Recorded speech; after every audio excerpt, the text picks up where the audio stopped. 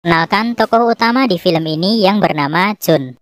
Dia mempunyai masa lalu yang menyedihkan, di mana dia kehilangan kedua orang tuanya akibat suatu kecelakaan. Dan dia bercita-cita menjadi seorang pembuat kartun. Karena setiap kali dia menggambar, dia bisa merasa tenang, dan dia juga bisa melupakan hal buruk yang sudah terjadi. Suatu hari, dia dipertemukan dengan seseorang bernama Cheon. Cheon mengajak Jun untuk ikut bersamanya, dengan iming-iming akan dibantu menjadi atlet taekwondo, dan mengharumkan nama negara, sama seperti ayah Jun. Beberapa tahun sudah berlalu. Diperlihatkan seorang pria yang sedang menyerang markas mafia seorang diri. Dan itu adalah Jun yang sudah dewasa. Ternyata perihal atlet taekwondo tadi hanya tipu-tipu. Sebenarnya dia diadopsi untuk dilatih menjadi seorang hitman agen di sebuah organisasi bernama SHIELD. Tetapi di balik pekerjaannya sekarang, sebenarnya dia masih berkeinginan menjadi seorang pembuat kartun. Lanjut membahas kasus kejahatan. Dari penyerangan markas mafia sebelumnya, Jun berhasil menangkap seorang bos bernama Simon. Tetapi sayang sekali Simon meninggal di kursi kejut sebelum dia diinterogasi. Setelah itu, Jun sebagai pentolan tim SHIELD diberi tugas oleh Cheon untuk membunuh seorang bos mafia saudara Simon yang bernama Jason. Jason merupakan seorang... Tetapi karena aku tidak mau menyebutkan kata itu berulang kali, karena aku merasa itu sensitif, jadi aku sebut saja mafia. Bicara soal kejahatan, dia sudah banyak sekali melakukan aksi pemboman, penculikan, dan masih banyak lagi. Sehingga saat ini dia ditentukan sebagai buronan negara. Sebenarnya dulu Jun pernah berhadapan dengan Jason, tetapi pada penyerangannya saat itu dia tidak berhasil membunuh Jason. Kali ini dia kembali menjalankan misi tersebut dengan dibawa menggunakan helikopter. Tetapi saat dia terjun untuk mencapai lokasi tujuan, tiba-tiba parasutnya tidak mau terbuka, sehingga dia terjun bebas ke laut. Lalu diperlihatkan upacara pemakaman Jun yang dihadiri oleh anggota SHIELD. Tetapi Jun masih hidup. Dia hanya pura-pura mengalami kecelakaan dan meninggal. Dia melakukan ini karena dia ingin hidup normal dan mewujudkan mimpinya menjadi pembuat kartun. Dan sebenarnya peti mati di upacara pemakaman tadi itu kosong. Mereka tidak berhasil menemukan mayat Jun, tetapi mereka sangat yakin bahwa Jun sudah meninggal. 15 tahun kemudian, diperlihatkan Jun sudah berkutat dengan dunia perkartunan. Kalau kalian pikir dia sudah sukses, jawabannya enggak sama sekali. Diceritakan bahwa dia sudah memiliki seorang istri bernama Mina dan seorang anak bernama Gayung. Keluarganya ini mengalami krisis keuangan karena pekerjaan Jun belum bisa menghasilkan uang yang cukup. Bahkan seringkali malah si istri yang menafkahi keluarganya. Lebih parahnya lagi, dia juga sering mendapatkan olokan atas hasil karyanya yang dianggap netizen kurang memuaskan. Suatu ketika saat sedang menonton TV, dia melihat berita kasus pembunuhan di mana mata korban dicungkil. Pembunuhan tersebut terjadi di Busan, tetapi identitas korban masih belum diketahui. Apakah berita ini nantinya akan berdampak kepada Jun? Nanti kita akan ketahui bersama. Kita akan beralih dulu ke anak Jun yang bernama Gayung. Tampak dia sedang mengobrol dengan ayahnya, dan dia tahu bahwa ayahnya sedang dalam kesulitan dalam pekerjaannya. Dia pun menyarankan si ayah untuk membuat kartun berdasarkan kisah kehidupan masa lalunya saja. Terdengar cukup menarik, tetapi tidak mungkin dilakukan oleh Jun, karena dia sangat merahasiakan masa lalunya, termasuk kepada keluarganya sendiri. Dan setelah itu lagi-lagi kejadian apes menimpanya. Dia mendapatkan telepon dari bosnya yang akan memutuskan kontrak kerja, karena kinerja Jun dianggap kurang memuaskan. Akhirnya dia bekerja sebagai kuli untuk menyambung hidup. Ngenes nggak sih dari hitman agen menjadi kuli? Ya enggak lah, pekerjaan apapun yang penting halal seluruh. Dan sesampainya di rumah, dia mencoba menenangkan diri dengan mabuk menggunakan ciu murni. Lalu dia yang sedang dalam kondisi mabuk mulai merealisasikan saran dari anaknya tadi untuk membuat kartun berdasarkan kisah nyata. Dia menggambar kartun dari awal mula dia dilatih oleh Cheon, sampai akhirnya dia menjadi agen pentolan di SHIELD. Dan setelah itu dia tertidur. Saat dia terbangun, dia mendapati istrinya menjadi sangat baik, berbeda dengan yang biasanya. Dan ternyata istrinya ini sedang senang Karena kartun buatan Jun tentang hitman agen mendapatkan respon yang luar biasa dari netizen. Dan itu berpeluang menghasilkan banyak uang. Tetapi di sini Jun sangat kaget dengan hal tersebut. Karena sebenarnya dia tidak ingin mempublikasikan kartun tersebut. Dia hanya membuatnya untuk kepuasan pribadi. Dan ternyata si istri yang sudah mengunggah kartunya ke internet saat dia sedang tertidur. Ini menjadi sangat berbahaya. Karena dia sangat merahasiakan masa lalunya sebagai hitman agen. Dan ini juga dapat berpengaruh bagi organisasi SHIELD. Tetapi di sisi lain dia juga merasa ini adalah kesempatan yang tepat untuk mendapatkan uang. Dia sangat tidak tega dengan keluarganya yang hidup susah selama ini. Dan dia berkata, "Lagi pula suatu hari nanti aku akan mati. Aku harus menghasilkan uang untuk keluargaku. Keluargaku sangat berarti." Beginilah prinsip dari seorang ayah baginya. Saat dia sudah memiliki keluarga, hidupnya bukanlah dirinya sendiri, tetapi hidupnya adalah istri dan anaknya. Akhirnya dia tetap melanjutkan kartun tadi untuk menghasilkan uang, walaupun mungkin nanti akan berhadapan dengan banyak resiko. Di kartun kali ini menceritakan tentang Jun yang berhadapan dengan bos mafia bernama Jason. Dia melakukan aksinya dengan sangat lincah, dan dia bisa menumbangkan semua anak buah Jason, tidak terkecuali Jason itu sendiri.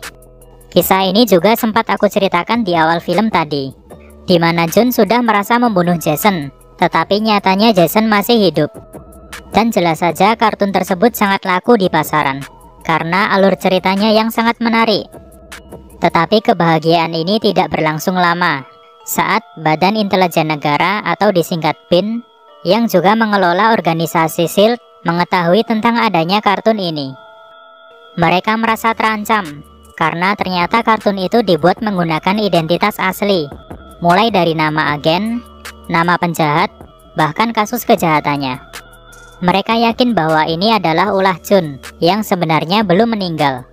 Karena Junlah satu-satunya orang yang menangani kasus bos mafia bernama Jason. Setelah itu, anggota BIN bisa dengan mudah menemukan Jun, yang sedang bekerja di sebuah proyek bangunan. Jun yang menyadari dirinya akan ditangkap, akhirnya dia mencoba kabur, dan sempat ada perkelahian di antara mereka. Jelas saja mereka bisa dikalahkan dengan mudah oleh Jun. Tetapi pada akhirnya, dia tetap tertangkap di rumahnya sendiri. Jun dibawa ke suatu ruangan untuk diinterogasi. Intinya di sini dia dituduh atas 3 hal. Pertama, dia sudah berbohong atas kematiannya. Kedua, dia dituduh menjadi seorang mata-mata yang bekerja sama dengan Jason. Dan yang ketiga, dia dituduh telah melakukan pembunuhan terhadap orang yang ada di berita TV tadi. Ternyata korban meninggal itu juga merupakan bagian dari hitman agen.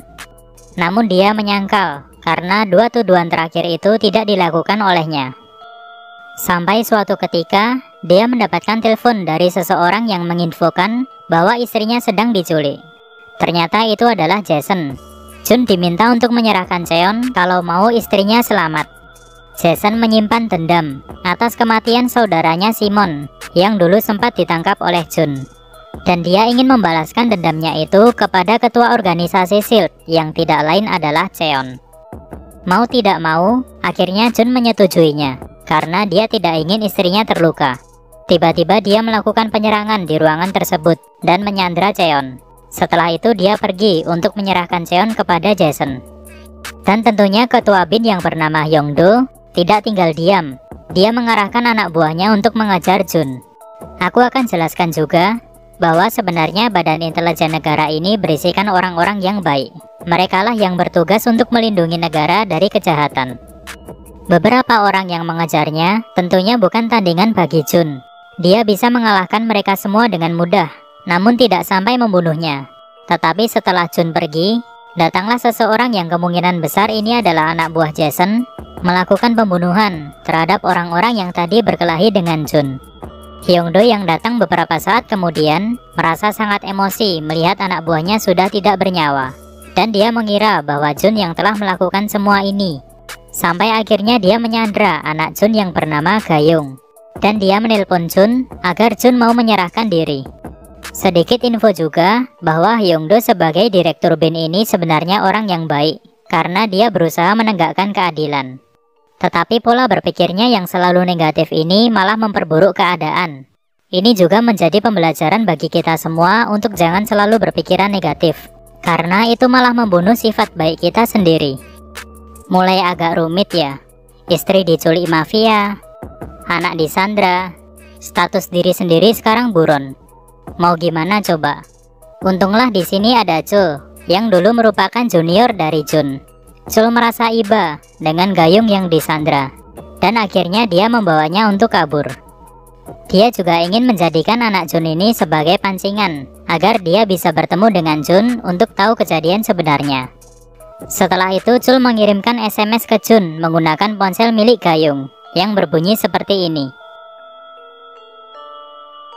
Lalu adegan berpindah ke sebuah pelabuhan, dan benar saja Jun bertemu dengan anaknya di situ. Lalu tak lama kemudian Chul datang dan meminta penjelasan. Awalnya dia juga sempat sedikit merasa curiga dengan mantan seniornya ini. Tetapi untunglah Gayung bisa meyakinkannya bahwa ayahnya ini adalah orang yang baik. Bahkan Cheon yang tadinya kesal karena dirinya akan diserahkan kepada Jason, akhirnya memutuskan untuk membantu menyelamatkan istri Jun yang sedang diculik.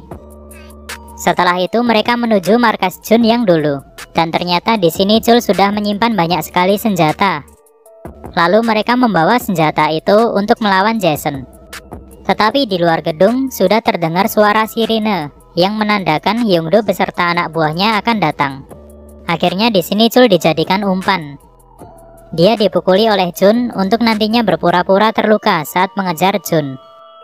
Setelah itu Cheon, Jun, serta putrinya pergi ke markas Jason untuk menyelamatkan Mina. Tetapi lagi-lagi apes. Senjata yang tadi sudah mereka siapkan ternyata tertinggal bersama Chul. Tetapi mereka tetap nekat untuk datang. Gayung dengan sembunyi-sembunyi merekam kejadian di markas itu dan disiarkan langsung ke Hyungdo untuk menginfokan keadaan yang sebenarnya terjadi. Sementara Jun menyerahkan Cheon sesuai permintaan Jason.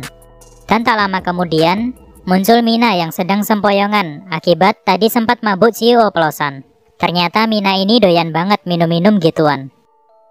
Saat akan mendekati istrinya, tiba-tiba Jun dipukuli oleh anak buah Jason. Melihat suaminya yang sedang disiksa, Mina pun melakukan perlawanan. Dan ternyata dia ini sangat ahli bela diri, sehingga dia bisa mengalahkan semua anak buah Jason. Ya tentunya semua itu nggak beneran.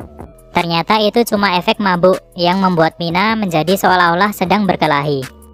Di sini kondisi Jun dan Cheon sudah sangat terpojok.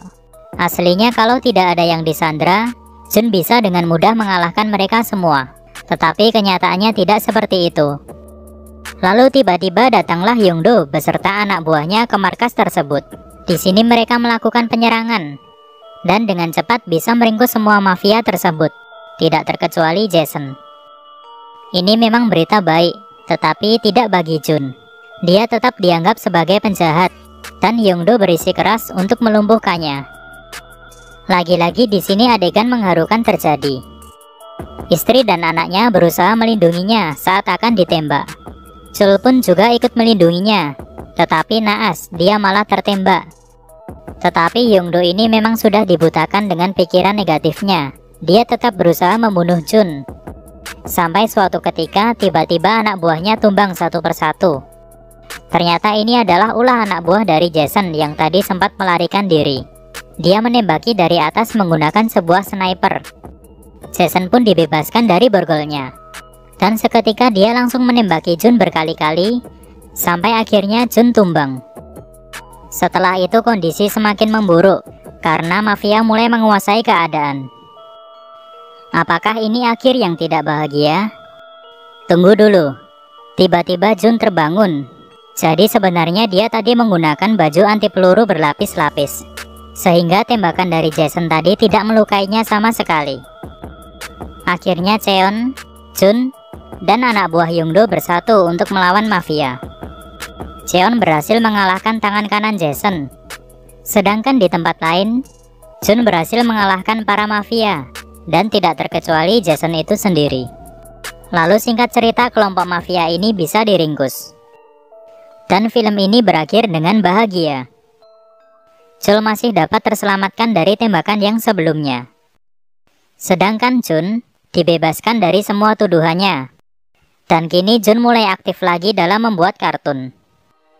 Walaupun tidak ada yang tahu bagaimana nasibnya di masa depan nanti, tetapi yang pasti dia tetap yakin akan mimpinya itu. Dan keluarganya pun selalu memberikan dukungan. Terima kasih buat kalian yang sudah menonton video ini sampai selesai.